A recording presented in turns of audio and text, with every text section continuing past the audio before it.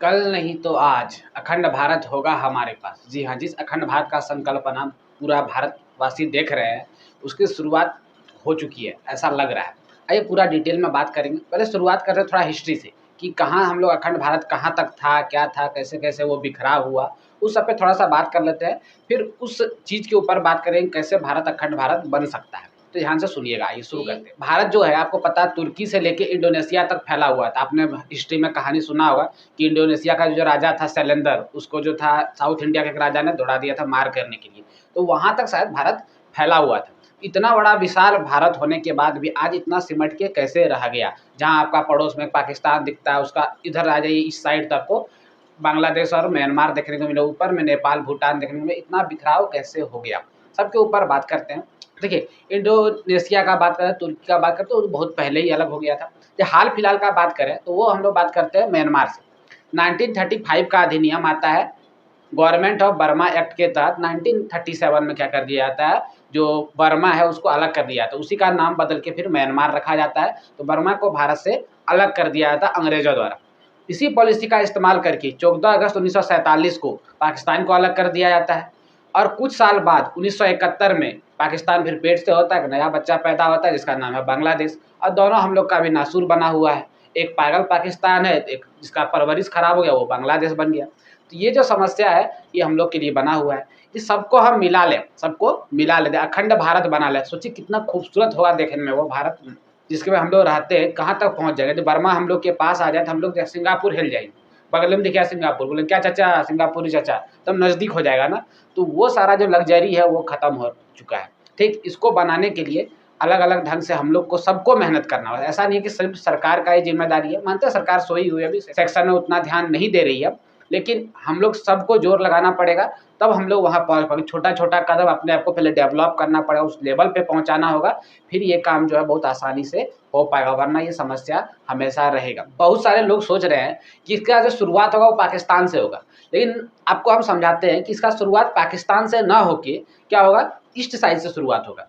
क्योंकि देखिए पाकिस्तान जो है बड़ा देश है, उसको आप हड़प लीजिएगा, उसको यदि आप कब्जा कीजिए, उसको भारत में मिला लीजिएगा, तो पूरा दुनिया काय करेगा ना, पगला जाएगा। उसमें अमेरिका तो माथा पीटने लगेगा, क्या कर लिया ना। यदि आप छोटा देशों से शुरू करते, स्टार्ट करते आप बांग्लादेश, म्यांमार, म्यांमार से यदि आप शुरू करते हैं, मान के चलिए, तो म्यांमार 1937 में अलग हुआ था भारत से। तो ये मतलब नहीं है कि शेर यदि गुफा से 4 दिन नहीं निकले तो पूरा जंगल यदि गिद्धड़ों का हो जाता है, ऐसा नहीं है। म्यांमार भारत का था, भारत का है और भारत का रहेगा, ठीक? तो उस एक दिशा में क्या हो रहा है, भारत सरकार हल्का काम कर रही है, ऐसा लग रहा है। उसी बात को बताने के लिए आज हम आपके सामने आए हैं कि भारत सरकार क्या काम कर रही है। आपने सुना होगा एक प्रोजेक्ट है लुक ईस्ट, मतलब पूर्व की तरफ देखो, जो पूर्वोत्तर हम लोग का जो राज्य है जिसमें आपका 7 राज्य और सिक्किम ऐड होता है, ये सब जो है इसका डेवलपमेंट के लिए ये योजना चलाया गया है। लेकिन ये योजना उसका डेवलपमेंट के लिए एक्चुअल में है नहीं। ये योजना जो है, जो ईस्ट साइड का जो समस्या है उसको सॉल्व करने का कोशिश किया जा रहा है। जैसे एग्जांपल लेते हैं एसआईआर।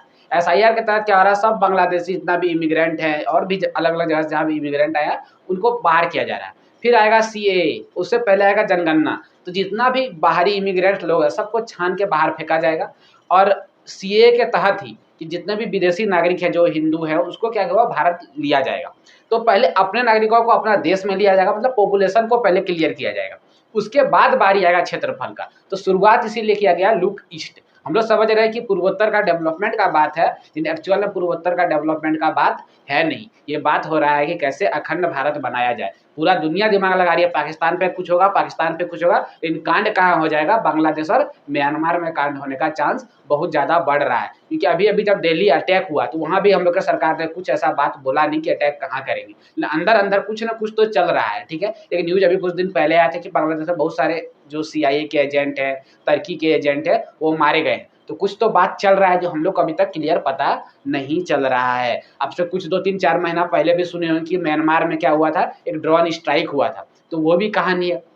तो अलग-अलग जगह पे कहानी देखा जा रहा है कि कुछ न कुछ भारत सरकार कर रही है। यदि म्यांमार हम लोग के पास हो जाता है तो हम लोग सिंगापुर तक हिल जाएँगे। एक कहानी ये।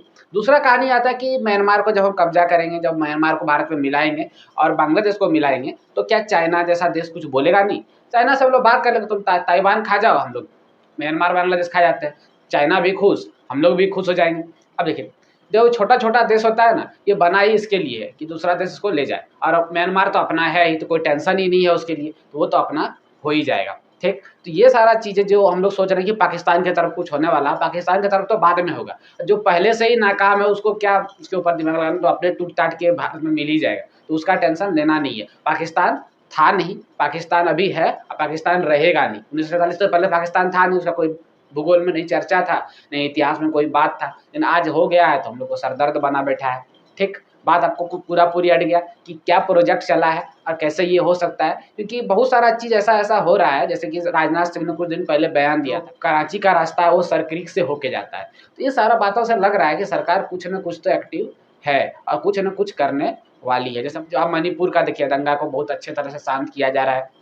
वहाँ पे अमित शाह का राइट हैंड जिसको बोला जाता है, उनको वहाँ पर गवर्नर बनाया गया है। मिज़ोरम का भी गवर्नर जो है, अमित शाह का बहुत ख़ास आदमी को बनाया गया है। अजीत डोभाल जो हम लोग का एनएसए लीजेंड, वो बार-बार उस एरिया का दौरा कर रहे हैं। तो आपको लग रहा है कि कुछ न कुछ होने वाला है। इन सब सूत्रों को यदि आप जोड़ते हैं, इन सब पॉइंटों को यदि आप जोड़ते हैं, तो आपको पता चलेगा कि कहीं न कहीं कुछ न कुछ बड़ा कांड होने वाला है। ये सब मिला के हम बात कर पा रहे हैं कि अखंड भारत का निर्माण का तैयारी हो चुका है। वो जो अखंड भारत का सपना हम लोगों ने देखा है, वो बहुत जल्द पूरा होने वाला है। ऐसा नहीं है कि बहुत जल्द 2026 में पूरा हो जाएगा, ये नहीं है। हाँ, लेकिन पूरा होने का चांस पूरा-पूरी बन रहा है। उम्मीद करते हैं कि कथा आपको समझ में आ गया होगा। वीडियो यदि अच्छा लगा तो दोस्तों के साथ ज़रूर शेयर करिएगा। ज़्यादा अच्छा लगे तो लाइक भी कर दिया, ठीक है? मेहनत बहुत ज़्यादा लगता है ऐसा डिटेल वीडियो बनाने के लिए, तो आप लोग का सपोर्ट हम लोग के लिए बहुत ज़रूरी होता है। तब तक के लिए धन्यवाद।